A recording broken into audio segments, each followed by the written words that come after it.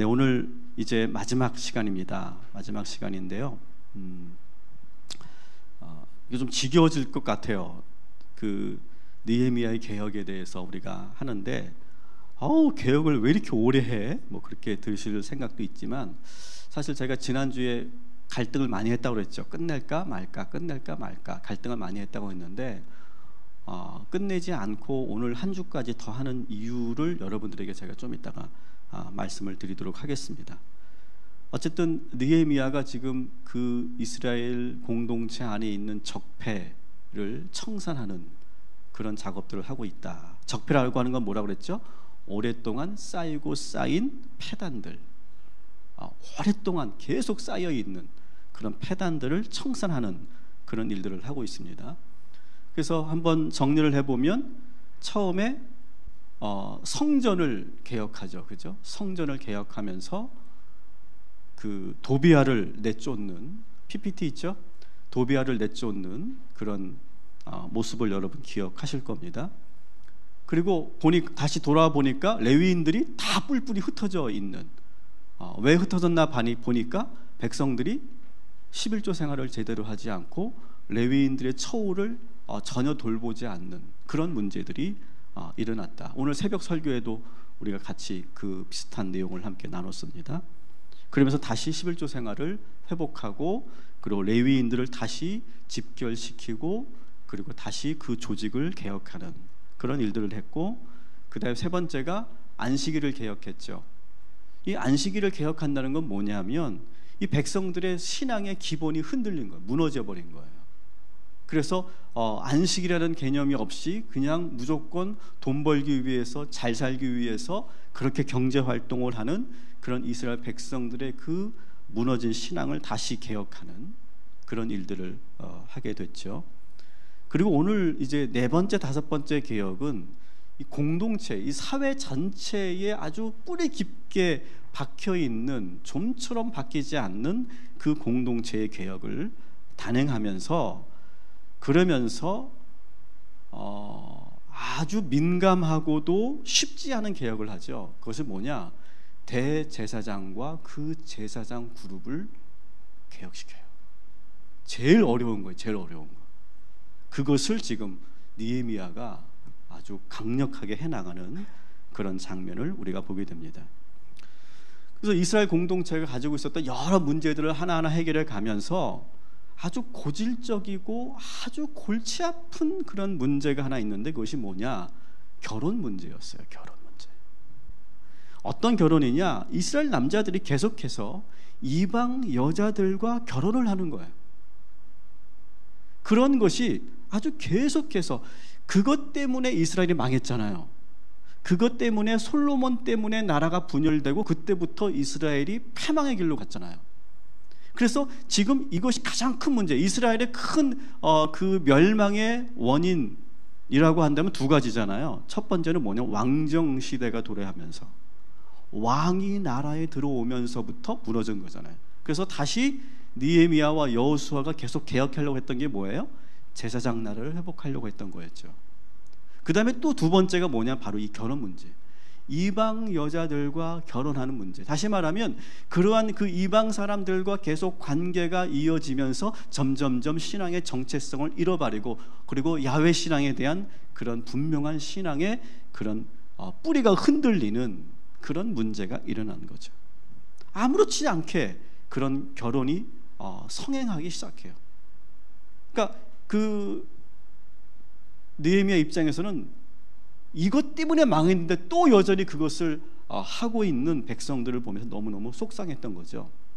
근데 이 결혼 문제를 바로잡기 위해서 개혁을 했던 사람이, 먼저 그 전에 개혁했던 사람이 바로 에스라입니다. 에스라. 오늘은 그래서 에스라의 개혁 이야기를 좀 하면서 우리가 보려고 하는데, 에스라 9장 10장에 보면 먼저 이 결혼 문제에 대해서 개혁을 합니다. 그러면서 어떻게 개혁을 하냐면, 각 가문의 대표를 선발해서 과연 그 가문의 그 가정에 이방 여인과 결혼한 집들이 얼마나 되는지를 실태조사위원회를 꾸려요. 그래서 실태조사위원회를 꾸려서 3개월 동안 샅샅이 뒤집니다. 그러면서 이방 여인들과 결혼한 사람들을 찾아내요. 그래서 그 이방 여인들과 그 사이에서 나온 그런 자녀들을 나라 밖으로 내보냅니다. 자기 나라로 돌려보내는 그런 일들을 합니다. 이게 현대인들의 관점에서는 왜 이렇게 해야 되지?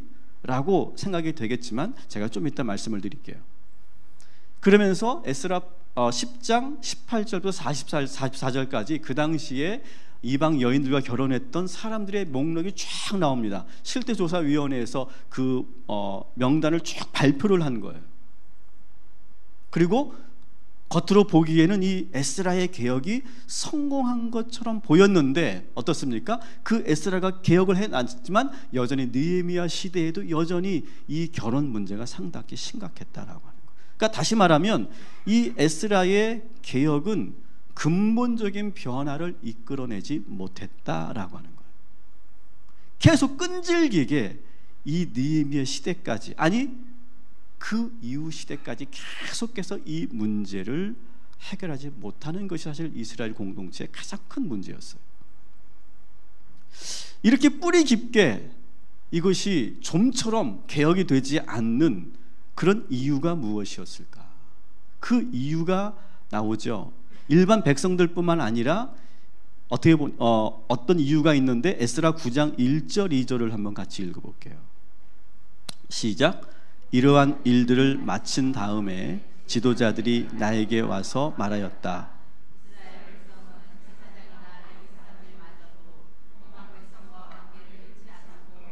가나안 사람과 헷 사람과 브리스 사람과 여부스 사람과 암몬 사람과 모압 사람과 이집트 사람과 아모리 사람이 하는 역겨운 일을 따라서 합니다. 이방 사람의 딸을 아내로 또는 며느리로 맞아들였으므로 주변의 여러 민족 속의 피가 거룩한 핏줄에 섞여갑니다. 지도자와 관리라는 자들이 오히려 이러한 일에 앞장을 섭니다. 아멘. 그 개혁이 실패한 이유가 뭐라고요? 그 지도자들이, 심지어는 제사장들과 레위인들마저도 이방 여인들과 결혼하는 그 습성을 버리지 못했다는 거예요. 겉으로는 에스라를 지지하는 것처럼 합니다. 이제 9장 10장을 보면 겉으로는 맞습니다, 그렇게 하셔야 됩니다 하면서 그 제사장들과 레위인들이 막 지지를 성명하고 지지 성명 발표를 하고, 그리고 많은 귀족들이 지지하는 것처럼 극소수의 사람들만 반발하는 것처럼 했지만 결국은 그 지도자들은 전혀 거기에 대해서 동조하지 않고 그 개혁을 오히려 방해하는 일을 합니다. 그러면서 실태조사위원회가 실태조사를 하려고 해도 어떡합니까? 권력이 세니까 가, 그렇게 하는 거예요. 어디서 감히 우리 집을 가, 이렇게 하는 거예요. 그러면서 자기들은 그 개혁의 칼날을 벗어나는 거예요. 똑같죠? 과거나 현재나 똑같죠? 지도자들이 개혁의 대상이 되지 않으면 사회는 절대로 변하지 않습니다. 상당히 느헤미야는 아주 레디컬하죠. 내용이. 지도자들이 바뀌지 않으면 사회는 바뀌지 않아요. 공동체는 바뀌지 않아요. 교회는 어떨까요? 목회자들이 변하지 않으면 교회는 바뀌지 않아요. 평신도 지도자들, 장로님들이 바뀌지 않으면 교회는 바뀌지 않아요. 이 사실을 분명하게 말하고 있는 거예요. 여러분, 오늘도 우리가 계속해서 여러분 개개인의 변혁, 여러분의 그 변화, 우리 가정에 어떤 지금 흐르고 있는 그 영적 방해를 물리치고 끌어낼 수 있는 그런 도전, 여러분의 그런 속해 있는 공동체와 일터에서 지금 개혁해야 하는 그런 모든 문제들, 우리 한국교회가 지금 제2의 종교개혁을 우리가 단행할 때 일어날 수 있는 모든 문제들, 그 모든 문제들을 놓고 오늘도 영적으로 씨름하는 저와 여러분이 되기를 주님의 이름으로 간절히 축원합니다. 지도자를 개혁하지 않으면 절대 안 바뀝니다. 위에서부터 개혁이 이루어져야 되고, 그런데 그 위에서부터 개혁은 상당한 저항을 받을 거고 엄청나게 쉽지 않은, 아주 민감하고 그렇게 오히려 개혁을 하려고 손 댔다가 더 큰 역풍을 맞을 수 있는 그런 과제들이다. 그렇지만 오늘 우리 개개인의 변화와 우리 한국교회의 변화와 여러분의 가정의 변화와 이 나라의 변화를 우리가 포기하지 않고 오늘 이 시간 기도하면 우리의 삶의 모든 전반이 새롭게 변화되는 역사가 나타나게 될 줄 믿습니다.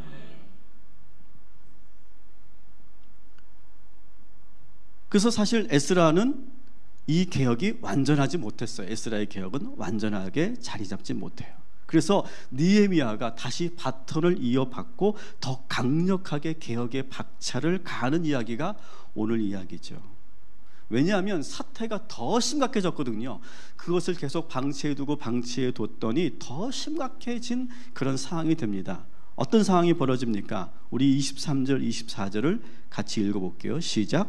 그때에 내가 또 본즉 유다 사람이 아스돗과 암몬과 모압 여인을 맞아 아내로 삼았는데 자녀가 아스돗 방언을 절반쯤은 하여도 유다 방언은 못하니 그 하는 말이 각 족속의 방언이므로. 아멘. 상당히 심각해졌죠.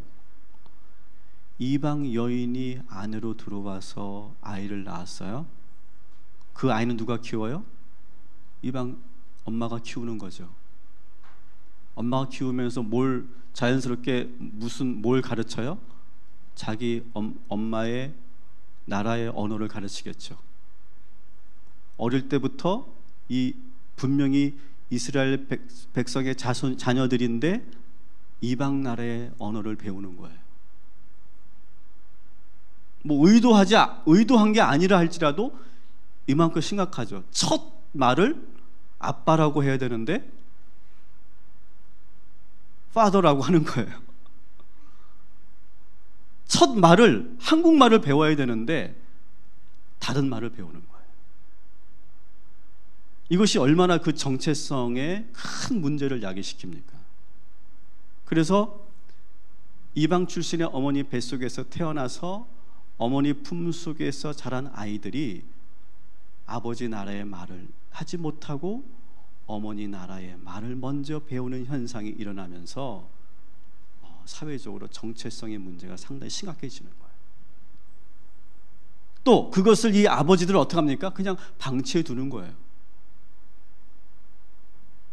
느헤미야는 이 상황을 상당히 심각하게 여기죠. 이렇게 가다가는 이스라엘이 곧 이방인의 땅이 될 수도 있기 때문에 그래요. 여러분, 이것은 오늘 현대 사회의 어떤 그 국제 결혼이나 외국인 여성들과 결혼과는 여러분들 다르게 보셔야 됩니다. 이스라엘 백성들은요, 지금 그 가나안에 둘러싸여져서 지금 정체성의 싸움을 하는 거예요. 민족성의 싸움을 해야 돼요. 그걸 하지 않으면 생존할 수가 없는 곳이기 때문에 그런 거예요. 그러니까 이것을 자꾸 우리나라 상황과 빗대어서 똑같이 보지 않았으면 좋겠어요. 특수한 상황이 있는 거예요, 지금 이스라엘은. 그래서 느헤미야가 지금 이 이방 여인들과의 결혼을 적극적으로 지금 금지하고 그리고 그것을 지금 완전히 개혁하려고 하는 거예요. 근데 재밌는 것은 이 에스라가 개혁을 할 때와 느헤미야가 개혁을 할 때가 참 차이가 있어요. 에스라의 성격은 조금 내성적인 성격인 것 같아요. 그래서 그런 현상들을 보면서 막 그렇게 하나님께서 그렇게 싫어하시고 그리고 이스라엘이 그렇게 멸망했던 그 근본적인 원인 중에 하나였던 이 결혼 문제를 지금 이 백성들이 계속 그 전철을 밟아가고 있는 모습을 보면서 이 에스라가 어떻게 하는지 아십니까? 한번 읽어볼게요. 에스라 10장 3절 5절 시작. 내가 이 일을 듣고 속옷과 겉옷을 찢고 머리털과 수염을 뜯으며 기가 막혀 앉으니 저녁 제사를 드릴 때에 내가 근심 중에 일어나서 속옷과 겉옷을 찢은 채 무릎을 꿇고 나의 하나님 여호와를 향하여 손을 들고. 아멘. 자, 보세요. 자, 이게 뭐냐면 느헤미야가 너무 속상하니까 어떻게 하는 거예요? 자기 머리털을 뜯는 거예요. 속옷을 찢는 거예요. 그리고 한숨만 쉬는 거예요. 그래서 막 기도하는 거예요. 이 울분을, 이 속상함을 어떻게 표현할 수 없어 자기 자신을 막 지금 막 학대하면서, 학대라는 게 좀 적절치 않지만 어쨌든 막 그냥 자기 자신을 막 그냥 괴롭히면서 지금 막 이 문제를 놓고 막 씨름하면서 기도하고 있어요. 여러분, 느헤미야는 스타일이 완전히 다릅니다. 느헤미야는 어떻게 하는지 보십시오. 느헤미야 13장 25절 읽어볼게요. 시작. 내가 그들을 책망하고 저주하며 그들 중 몇 사람을 때리고 그들의 머리털을 뽑고, 아멘, 거기까지. 자, 에스라는 자기 머리털을 뽑았어요. 근데 지금 느헤미야 어떻게 해요? 그놈들의 머리털을 뽑는 거예요. 스타일이 너무 달라요. 저는 이거 보면서 얼마나 웃은지 몰라요. 야, 어떻게 똑같은 상황이고 막 속상한데 에스라는 자기 머리털을 뽑는데 느헤미야는 그놈들의 머리털을 지금 뽑고 있어요. 참 재밌죠? 여러분, 저는 어떤 유형일까요? 에스라 형일까요? 느헤미야 형일까요? 저는 에스라 형이에요. 저는요, 속상하면요 막 자기 내 머리를 진짜 쥐어뜯고요, 막 한숨만 쉬고요, 어떻게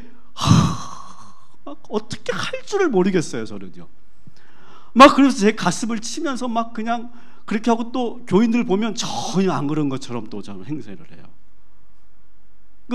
그런 이유가 있죠. 저는요 이렇게 막 그렇게 하는 이유가, 내가 너무 이렇게 과격하게 하면은 더 큰 문제가 일어날 것 같고, 또 상대방이 더 상처받을 것 같고, 그래서 그냥 차라리 내가 나를 괴롭히고 말지 그냥 어떻게 제가 못해요.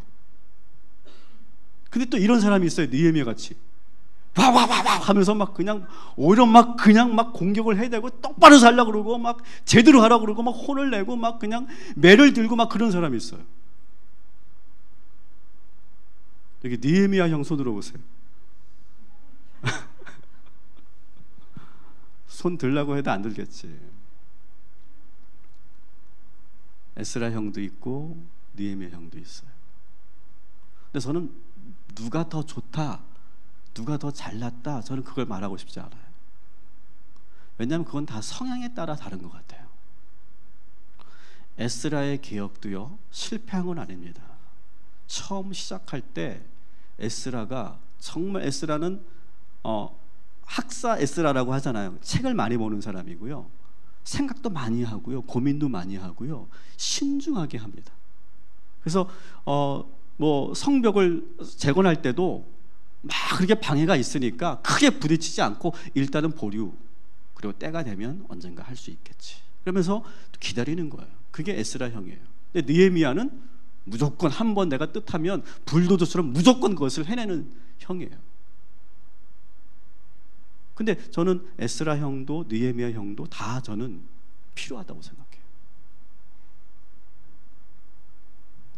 근데 어쨌든 이 재밌는 것은, 이 느헤미야는 그 당사자들을 불러서 책망하고 막 혼을 내죠. 저주한다는 거, 막 지금 혼을 내는 거죠. 막 소리 지르면서 뭐 하는 거야 지금, 막 그러면서 막 소리를 지르면서 막, 그래도 말을 안 들으니까 그냥 머리털을 잡고 이렇게 흔들고 있는 거예요 지금.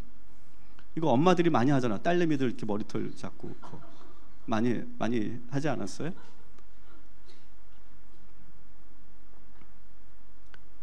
우리 아내가 머리털이 많이 없는 이유가 바로 그거라고 들었는데, 하도 엄마가 그냥 자꾸 흔들어가지고, 슬픈 이야기도 이렇게 웃긴지 모르겠어요.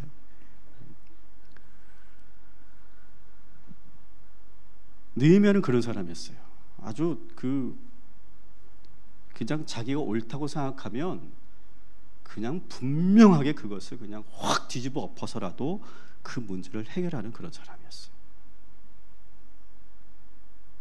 저는 충분히 이해가 돼요. 저는 느헤미야처럼 못했을 거예요. 제 성향상 에스라처럼 했을 거예요. 근데 느헤미야가 충분히 이해가 돼요. 왜냐하면 더 심각해졌잖아요. 상황이 더 문제가 많아졌잖아요. 그래서 이 에스라의 개혁도 의미가 있었지만 분명히 한계가 있었기 때문에 이제는 더 이상 부드럽고 신사적으로 해서는 안 돼. 뭐 실태조사위원회 그런 거 필요 없는 거야. 그냥 하는 거예요. 여러분 한번 오늘 이 느헤미야의 에스라의 개혁도 필요하지만 저는 느헤미야 말씀을 제가 묵상하면서 도전받은 게 있어요. 따라합시다. 싸워야 할 때는 싸워야 합니다. 여러분 싸워야 할 때는요, 우리가 영적으로 싸워야 할 때는요, 싸워야 할 줄 믿습니다. 따라합시다. 부딪혀야 할 때는 부딪혀야 합니다. 여러분 부딪혀야 할 땐 부딪혀야 돼요. 끌려가면 안 돼요. 그러나 감정적으로만 하면 안 돼요. 느헤미야는요 그렇게 하지만 아주 불같고 카리스마가 있고 막 그냥 불도저 같지만 느헤미야가 놓치지 않은 너무너무 중요한 것이 있어요. 그는 기도했어요. 충분히 기도했어요. 왜? 하나님이 힘을 주셔야 이 싸움을 할 수 있기 때문에 그래요. 그래서 느헤미야가 이 13장에 보면은 그 개혁을 단행할 때마다 성전을 개혁하고 레위인들을 개혁하고 안식일을 개혁하고 개혁을 할 때마다 계속해서 그 사이사이에 뭐가 있는지 아세요? 느헤미야의 기도가 들어있어요. 볼까요? 14절 같이 읽어볼게요. 시작. 내 하나님이여 나를 기억하옵소서.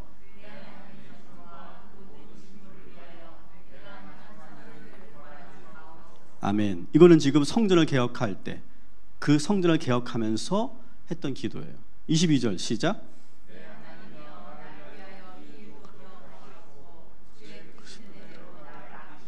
아멘. 이거는 안식일을 개혁할 때 그때 기도한 거예요. 그리고 31절 시작.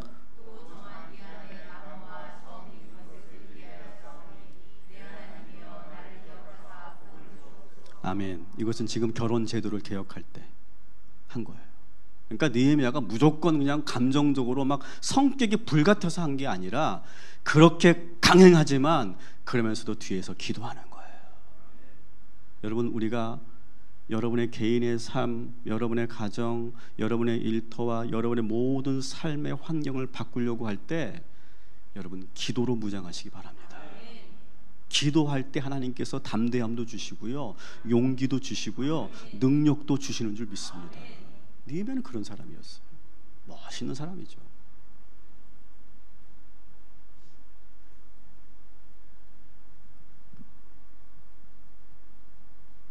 이제 이 결혼 제도를 개혁을 하면서 이 계속해서 적폐청산을 계속 시도하면서 여러분 생각해 보셔요. 가장 이 느헤미야가 하는 이 개혁을 가장 불쾌하게 생각하는 사람이 있었을 거예요. 누구일까요? 가장 지금 불편하고 화가 난 사람이 있었을 거예요. 누굴까요? 대제사장 누구죠? 엘리야삽. 아니 지금 갑자기 또 나타나가지고 막 자기한테 권한을 다 줘놓고서 지금 다시 다 빼앗고 막 인사도 다시 하고 막 개혁도 다시 하고 막 지금 그러고 있는 거예요. 그러니까 사실 이 대제사장으로서의 그 입지도 참 애매해졌고, 그리고 막 느헤미야가 막 그렇게 끌고 가는 것이 엘리야삽 입장에서 상당히 불편하죠. 불편한 정도가 아니라 지금 엄청난 위협을 느끼고 있을 거예요. 그리고 아마도 그 안에는 보이지 않는 그런 방해와 공격이 있었을 거예요. 근데 느헤미야는 거기에 절대 굴복하는 사람이 아니죠. 그러면서요, 이 느헤미야가 그렇게 불편해하는 엘리야삽을 직접 공격합니다. 아까 말씀드렸죠. 지도자를 꺾지 않으면, 지도자가 바뀌지 않으면 절대 바뀌지 않아요. 그래서 28절 읽어보겠습니다. 시작. 대제사장 엘리야십의 손자 요야다의 아들 호론 사람 신발랏의 사위가 되었으므로. 아멘. 자, 누굴 건드려요? 엘리야삽의 손자 하나가를 건드려요. 이거는 정명승부하자는 거예요. 선전포고하는 거예요. 비록 지금 느헤미야가 총독으로 왔지만 사실은 이스라엘 공동체의 지금 최고 지도자는 엘리야삽입니다. 물론 그 엘리야삽을 1년 전에 느헤미야가 세우고 돌아갔지만 그래도 이 사람을 함부로 할 수는 없잖아요. 그런데 지금 느헤미야가 그래 여기까지는 하지 말자 그런 게 아니에요. 그냥 직접적으로 그 가문을 건드려요. 왜 건드리는 거야? 그냥 건드린 게 아니잖아. 그 대제사장 엘리야삽의 그 자손들이 지금 이방 여인과 결혼하고 있잖아요. 개혁을 해야 될 지도자가 오히려 개혁의 대상이 된 거예요. 저는 오늘 사실 이 말씀을 여러분들과 함께 나누기 위해서 한 줄을 더 한 거예요.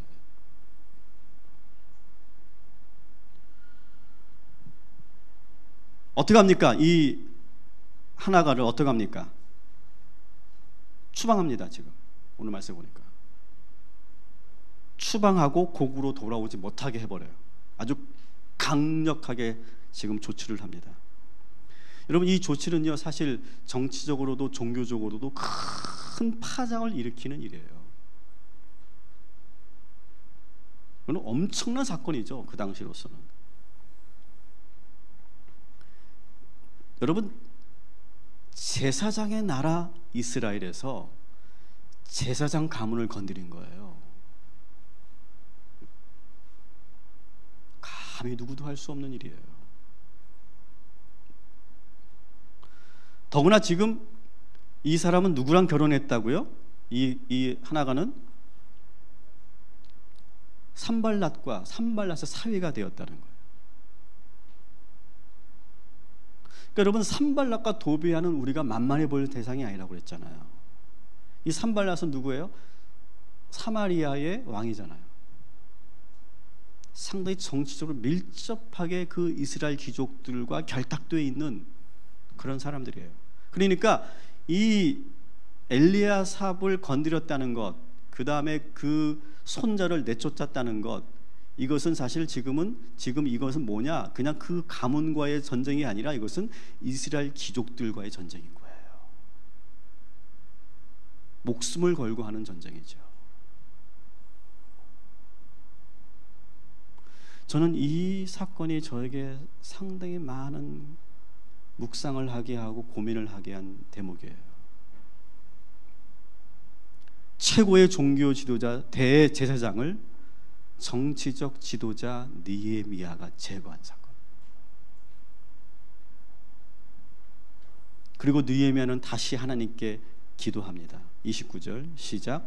내 하나님이여 그들이 제사장의 직분을 더럽히고 제사장의 직분과 레위 사람에 대한 언약을 어겼사오니 그들을 기억하옵소서. 사실 여러분 느헤미야가 이렇게 기도하면서 사실은요 그 내적으로는 얼마나 두려웠을까요? 얼마나 고민을 많이 했을까요? 아마 잠을 못 잤을걸요. 어마어마한 개혁이기 때문에 하나님이 지켜주시지 않으면 안 되기 때문에 그는 지금 간절하게 기도하고 있는 거예요. 여러분 만일 이 사건을 아주 보수적인 언론이 이런 식으로 프레임을 짠다고 생각해 보세요. 평신도 정치가가 주의 종을 탄압했다. 이런 식으로 한번 기사를 낸다고 생각해 보세요. 세상 권력이 종교 지도자들 마음대로 흔들어. 이런 식으로 기사를 뽑았다고 생각해 보세요. 느헤미야를 귀족들과 그 많은 방백들이 가만둘까요? 아무리 페르시아에서 보낸 총독이라 해도 암살 안 당하는 게 다행인 거예요.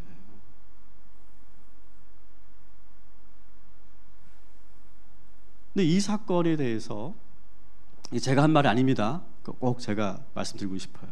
송병현 교수가 이렇게 주석을 달았어요.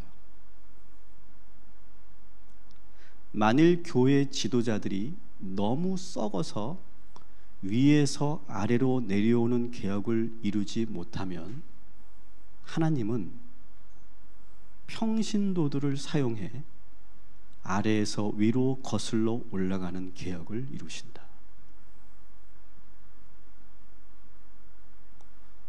아무 반응이 없네요.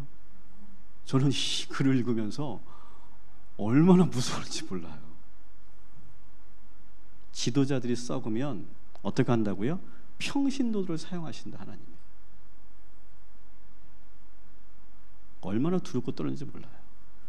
내가 결부돼서 그런가 봐. 두렵고 떨렸어요. 여러분, 느헤미야는 계속 말씀드리지만 자기가 왕이 되려고 하지 않았어요. 제사장 나라를 세우려고 하는 것이 그의 비전이었고 그것을 다 준비해 놓고 페르시아로 돌아갔던 사람이에요. 그리고 제사장 엘리야세백에게 모든 권한을 준 사람이에요. 그런데 지금 거룩한 제사장 나라를 만들어 가야 할 이 제사장이 적폐 대상이 된 거예요. 여러분, 사실 구약 성경에는 곳곳에 이 제사장 그룹들이 타락하고 부패한 장면이 많이 나옵니다. 심지어 왕들보다 더 부패하고 타락한 제사장들이 나와요. 이때 하나님은 어떻게 하시는가? 또한 교회는, 우리 평신도들은 어떻게 해야 하는가를 보여주는 대목이에요. 그래서 저는 이 설교를 안 할까 고민도 했었어요. 무서워서.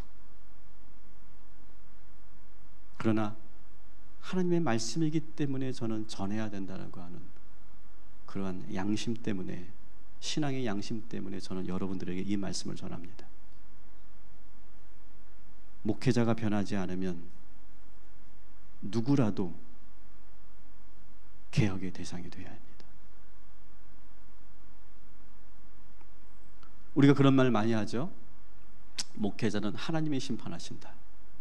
그런 말 우리가 많이 합니다. 그죠? 목회자는 하나님이 심판하신다.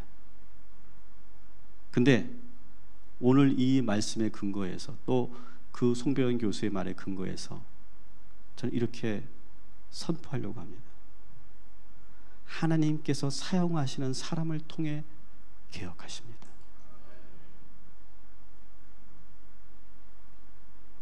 저도 개혁의 대상이 될 수도 있는 거죠. 그래서 이 느헤미야서의 이 마지막 주제는 상당히 레디컬합니다. 제가 보기엔 그래요. 상당히 레디컬한 점.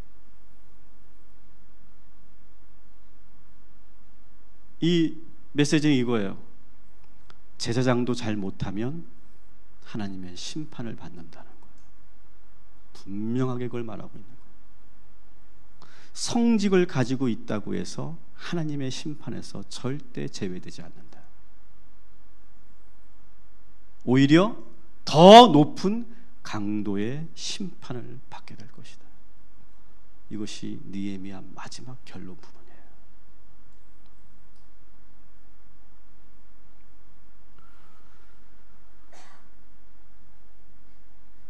저는 이 말씀을 평신도들이 들어야 될 게 아니고 우리 목회자들이 들어야 된다고 생각해요. 저를 포함한.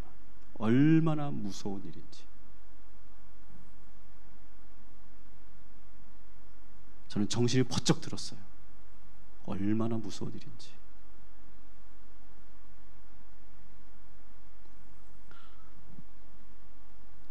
근데 느헤미야는 그 엘리야십 가문을 그렇게 흔들어 놓고 그냥 그렇게 끝나지 않고, 느헤미야는 그들을 숙청하는 것으로 끝나지 않고 그 손자를 영구 추방하는 것으로 끝내지 않고 어떻게 합니까? 그들이 다시 정결 예식을 통해서 다시 공동체 안으로 들어올 수 있도록 배려해 줍니다.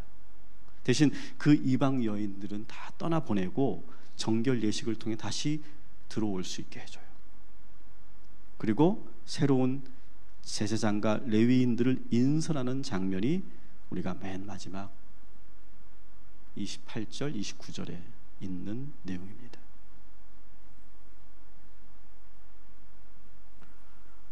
여러분, 저는 이 개혁 이야기 3주 동안 걸쳐서 했던 이 개혁 이야기를 우리가 마무리하면서 우리가 새롭게 변화시켜 나가면서 우리가 기억해야 될 것이 있어요. 개혁은 한 번에 이루어지지 않습니다. 개혁하니까 좀 너무 사회적인 그런 이슈 같죠? 이렇게 해봅시다. 여러분 개개인의 변화 한 번에 이루어지지 않습니다. 오늘 우리가 한번 회개 눈물을 쏟고 내가 결단했다고 해서 그렇게 탁 변하는 것이 아닙니다. 우리가 변하기 위해서는 포기하지 않아야 돼요. 끝까지 싸워 나가야 합니다. 여러분 자신과 끝까지 싸워 나가십시오. 나는 안 돼, 나는 안 돼. 그렇게 포기하지 마십시오. 계속해서 싸우시고 여러분의 그 가정의 그 고질적인 그 모든 견고한 진들을 위해서 포기하지 말고 끝까지 싸워 나가시기를 주님의 이름으로 간절히 축원합니다. 그리고 기억하세요. 한 번 성공했다고 해서 그것이 영영 유지될 거라고 생각하지 마세요. 계속 오는 거예요. 아예 그렇게 생각하세요. 개혁은요 평생 하는 거예요. 한 번에 되는 게 아니에요. 이번 정부가 개혁할 수 있는 거 없어요. 계속 바톤을 이어서 우리나라가 앞으로 100년, 200년, 500년 이상 가야 우리나라의 모든 적폐가 사라질 거예요. 우리 가정도 마찬가지고요. 우리 한국교회도 마찬가지예요. 우리가 종교개혁 500주년 맞이해서 우리가 뭔가 정말 한국교회를 정말 변화시켜 나가자 그런 모든 캐치플레이들이 있지만 종교개혁 500주년 이 한 해로 끝날 게 아니에요. 500년이 걸릴지 모르고 1000년이 걸릴지 몰라요. 하지만 우리가 포기하지 않는다면 하나님께서 우리 한국교회를 변화시키시고 개혁하여 주실 줄 믿습니다. 그렇게 되기 위해서 우리 평신도들이 깨어 있어야 돼요. 말씀드렸잖아요. 하나님께서 그 평신도들을 들어 사용하신다. 우리 개인의 성화도 마찬가지. 단번에 성화되지 않습니다. 오늘 우리가 이 시간 기도할 때 우리 사회적인 이슈를 놓고 기도도 하겠지만 여러분의 그 변화, 우리는 다 알잖아요. 각자가 다 알잖아요. 우리끼리는 다 알잖아요. 다른 사람들에게 말할 수 없지만 정말 내가 지금 바꾸지 못하고 변화시키지 못하고 있는 그 문제를 여러분은 알고 있잖아요. 그것과 싸우십시오. 포기하지 마십시오. 또 부딪히고 또 부딪히고 또 싸우고 또 싸우면 하나님께서 반드시 우리를 새롭게 성화시켜 주시고 그리고 변화시켜 주실 줄 믿습니다.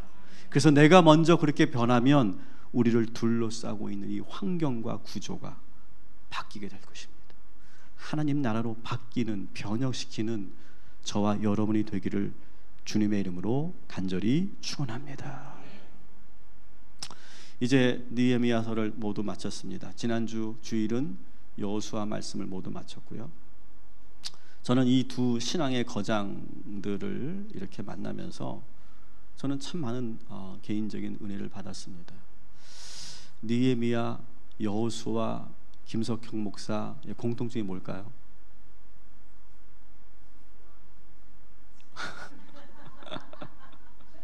공통점이 뭘까요?